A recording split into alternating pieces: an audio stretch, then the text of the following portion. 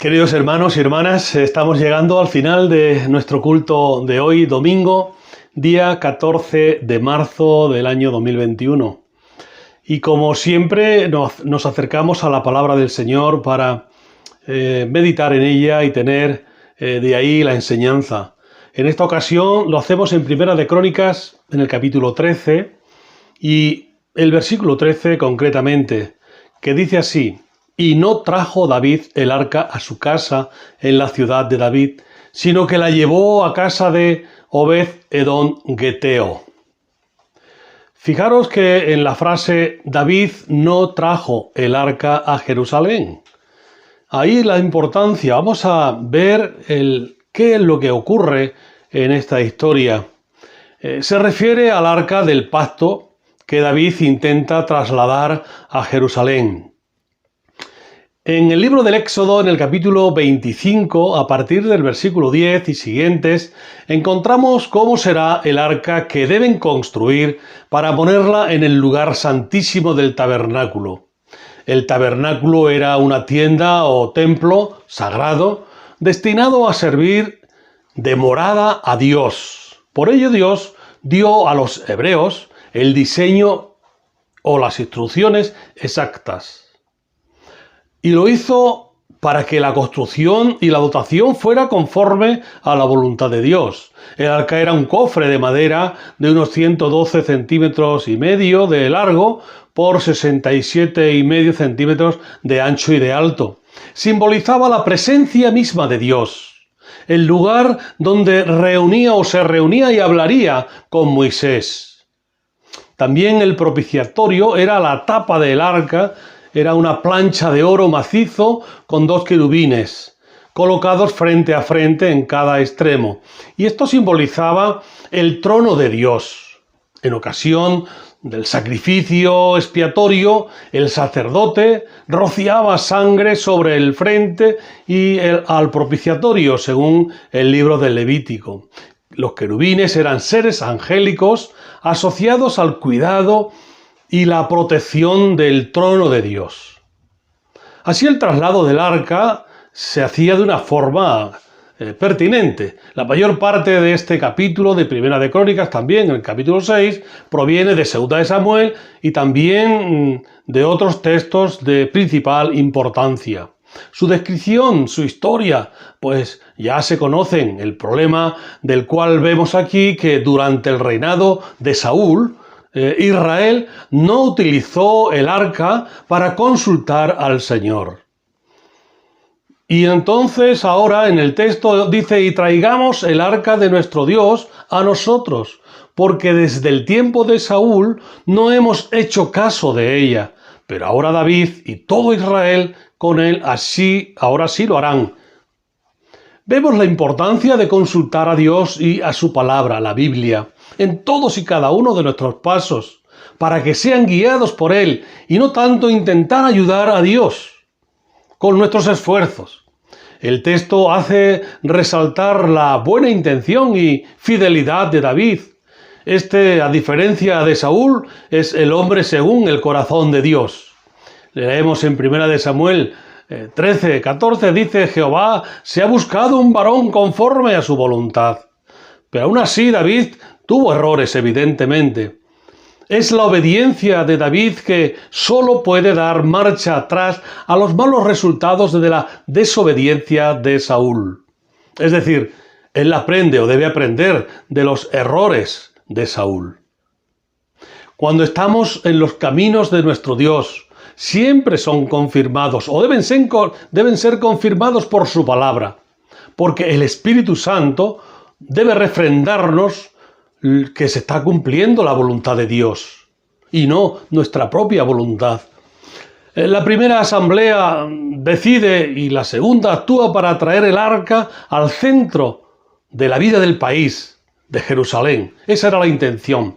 El arca debía trasladarse conforme a las instrucciones dadas por Dios y no como cualquiera dispusiera. Es verdad que había muchos voluntarios. Segunda de Samuel, capítulo 6, 4, dice: cuando lo levantaban de la casa Abinadab, que estaba en el collado con el arca de Dios, Ahío iba delante del arca. Y David y toda la casa de Israel danzaban delante de Jehová con toda clase de instrumentos de madera de haya, con arpas, salterios, panderos, flautas y címbalos. Cuando llegaron a la era de Nacón, Uza extendió su mano al arca de Dios y la sostuvo porque los bueyes estaban tropezando. Y el furor del Señor se encendió contra Uza y lo hirió allí por aquella temeridad y cayó muerto junto al arca. La imprudencia de Uza le llevó a la muerte. El libro del Éxodo, en el capítulo 25, prescribe cómo había de mover el arca sagrada. La temeridad, la imprudencia, literalmente la irreverencia. Ni aun a los sacerdotes les estaba permitido tocar el arca y examinar su contenido, debido a su carácter sagrado. Cuando el arca no estaba siendo trasladada de acuerdo al mandato de Dios, cuando surgieron las dificultades, no hubo manera de hacerles frente. Dice el texto en los versículos 9 y 10, pero cuando llegaron al lugar conocido como la era de Kidón, Uza extendió su mano hacia el arca para sostenerla porque los bueyes tropezaban. Y por tanto ahí el Señor se levantó contra Uza y lo hirió. Y murió. ¿Por qué ocurrió esto? Porque estaban haciendo mal. No estaban dando el testimonio correcto tal como Dios lo había establecido. El arca no debió haberla subido a ese carro donde la subieron, ni tampoco necesitaba que Uza la sostuviera ni la recogiera. Cometieron una imprudencia clara al no respetar las instrucciones de Dios. Querían prácticamente ayudar a Dios, a esa presencia misma de Dios. En nuestros días hay muchas personas que están metiendo sus manos en la obra del Señor, actuando a su manera, por métodos humanos quizá, creyéndose que hacen bien, pero no cuentan con la aprobación de Dios. Estas actuaciones, generalmente llevadas a cabo con buenas intenciones, pero constituyen una interferencia en los planes de Dios y un impedimento para el progreso de su obra y su iglesia en el mundo. Dios nos invita y Él quiere que hagamos su voluntad y que no sea la nuestra, porque Él tiene el control de todo. Dios es soberano. Esto nos da a entender que Dios es el dueño de todo. Y aprendemos la templanza, aprendemos la mesura, la prudencia y el dominio propio, ya que en sus momentos de sufrimiento, cuando estamos sufriendo, cuando tenemos o nos sentimos impotentes, debemos ser de un solo ánimo, sobre todo confiados en el Dios que todo lo puede. Dice el capítulo 29 de Primera de Crónicas: tuya es, oh Jehová, la magnificencia y el poder, la gloria, la victoria y el honor, porque todas las cosas que están en los cielos y en la tierra son tuyas. Tuyo, oh Jehová, es el reino y tú eres excelso sobre todos. Dios tiene todo en su control. Dios tiene todo el poder y lo tiene para ayudarnos. Por tanto, no merece que nosotros le ayudemos. Tenemos que estar en su voluntad. Lo que tú y yo debemos hacer es reconocer que Él es el Dios Todopoderoso y adorarlo en todo momento. Si no van las cosas como quisiéramos que fueran, adoremos a Dios y busquemos su voluntad. Cada uno deberá encontrar sus propias respuestas, pero siempre sabiendo que Dios hace que todas las cosas ayuden a bien a los que le aman, como nos dice el apóstol Pablo en Romanos 8:28. Y sabemos que a los que aman a Dios, todas las cosas les ayudan a bien. Y esto es a los que conforme a su propósito son llamados. Por tanto, vemos que el Espíritu Santo debe guiar al creyente. Por ello debemos definir, y debemos claramente definir bien, que Dios quiere producir en nosotros y para nosotros según sus términos, según su voluntad y no según la nuestra. Dios sabe que el mayor bien para nosotros es que le conozcamos cada vez mejor y disfrutar de su presencia en cada momento. Por lo tanto, para producir este bien puede permitir que nos aflijan dificultades como la pobreza, la enfermedad, el dolor, en fin, y otras cosas. Nuestro gozo procederá no de saber que nunca enfrentaremos esas dificultades, porque seguramente las enfrentaremos.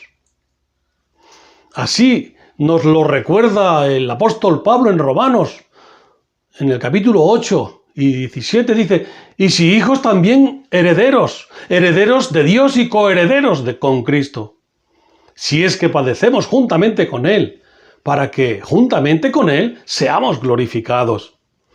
En cualquier caso, en nuestras dificultades, Dios siempre está forjando en nosotros la fortaleza. Dios está forjando el amor, el gozo, la paz, la paciencia, la bondad, la misericordia, la fe, la mansedumbre, la templanza y el dominio propio. El apóstol cuenta que y describe a aquellos para los cuales Dios obra de esa forma, desde el punto de vista humano. Dice: los que le aman. Los que aman a Dios, todas las cosas les ayudan a bien. Desde el punto de vista divino, los que son llamados conforme a su propósito. Ese llamado de Dios no es solamente la invitación a que las personas abracen el Evangelio, sino su verdadera convocatoria a las personas para que tengan una relación íntima, real y personal con Dios. Este llamado se produce en concordancia con el propósito que Dios tiene para ti y para mí y para su iglesia. Y en última instancia, debemos conformarnos y somos conformados a la imagen misma de Dios. Dios nos lleva a cada uno de nosotros a esa meta por medio de una serie de hechos realizados siempre en nuestro favor. El apóstol Pablo dice que es a nosotros los cristianos, a los que Dios conoce, y esto sugiere la idea más personal de conocer, que se encuentran en algunas ocasiones en el Antiguo Testamento, y también en el Nuevo, es decir, la elección para tener una relación personal con Dios. Dios conoce cada situación que podamos vivir de este momento, aún en las dificultades y el sufrimiento, y en las más amargas desilusiones. Cuando somos maltratados, los cristianos debemos saber que Dios obra en medio de esa situación para que se cumplan sus buenos propósitos en cada uno de nosotros. Puede que Dios cambie o no la situación directamente, pero aún si se mantiene difícil, Dios garantiza buenos resultados al final, incluso una mayor madurez y crecimiento de la fe a quienes conforme a su propósito son llamados. Nuestra salvación personal no solamente fue bien proyectada, sino que pone de manifiesto la invariable fidelidad del Dios que espera la consumación de su gran plan para la Iglesia, para nosotros, para ti y para mí. El apóstol Pablo mira hacia el pasado lejano y observa que el propósito de Dios para su pueblo siempre ha sido bueno. Y a los que antes conoció, también los anunció para que fueran testimonio del Señor Jesucristo. Se fija en el pasado reciente y observa que Dios llamó y justificó a su pueblo. Y finalmente el apóstol Pablo mira hacia el futuro distante y encuentra que el plan de Dios es glorificar, esto es, dar un nuevo cuerpo a todos los que han sido justificados, es decir, han sido y son nuevas criaturas en Cristo Jesús. Todos los propósitos de Dios para su pueblo, desde el pasado lejano hasta el futuro, han sido y son buenos. De ahí que el apóstol concluya con sus propósitos para el presente, aún en medio de las dificultades, también son buenos. El apóstol Pablo, triunfante y desafiante, da a los creyentes una profunda sensación de seguridad espiritual. Recordando nuestro texto en Primera de Crónicas, en el capítulo 13, encontramos esa advertencia importante que el pecado de Uza advierta a todos para que nos podamos cuidar de la presunción, el apuro y la irreverencia al tratar las cosas sagradas, y que nadie piense que un buen fin justifica una mala acción. Esta acción de David concluyó este triste y trágico episodio. El arca no iba a ser llevada en aquel momento a Jerusalén. En esta ocasión le faltó prudencia a la hora de trabajar para Dios. Por tanto, hagamos caso a la ilustración que tenemos y a la instrucción sobre todo que Dios nos da, que el castigo de Uza nos enseñe a no atrevernos a jugar con Dios cuando nos acercamos a Él, pero que a través de Cristo vayamos directamente al trono de gracia y lo hagamos conforme a su palabra y no conforme a nuestros deseos y criterios. Si el Evangelio es para algunos locura, para muerte, como el arca fue para Uza, que nosotros lo recibamos con amor por Él y para Él, y Él sea quien para nosotros sea ese sabor de vida para vida eterna. Para cualquier cristiano desalentado, este mensaje ofrece hoy las seguridades del amor del Señor Jesús, presente en cada momento de la vida del creyente. Y nunca nos separemos del amor de Cristo. Aún en medio de las dificultades seremos más que vencedores por medio de aquel que nos amó. Como hemos visto en el texto de Primera de Crónicas, y traigamos el arca de nuestro Dios a nosotros, porque desde el tiempo de Saúl no hemos hecho caso de ella, pero ahora David y todo Israel con él sí que lo haría, o sí que lo harán. Hagamos caso a Dios. Él quiere seguir dándonos lo mejor. Tenemos que recordar que cuando estamos sirviendo al Señor y cuando estamos haciendo su voluntad y cuando estamos viniendo a la iglesia y nos humillamos y cuando parece que viene lo peor, Dios nos ayuda a seguir adelante. Dios quiere darnos siempre oportunidades de servicio y adoración a Él. Si no conoces al Señor Jesucristo, hoy lo puedes conocer, recibiéndolo en tu corazón, reconociendo tus pecados y pidiendo perdón a Dios. Hoy es día de salvación para todo aquel que cree.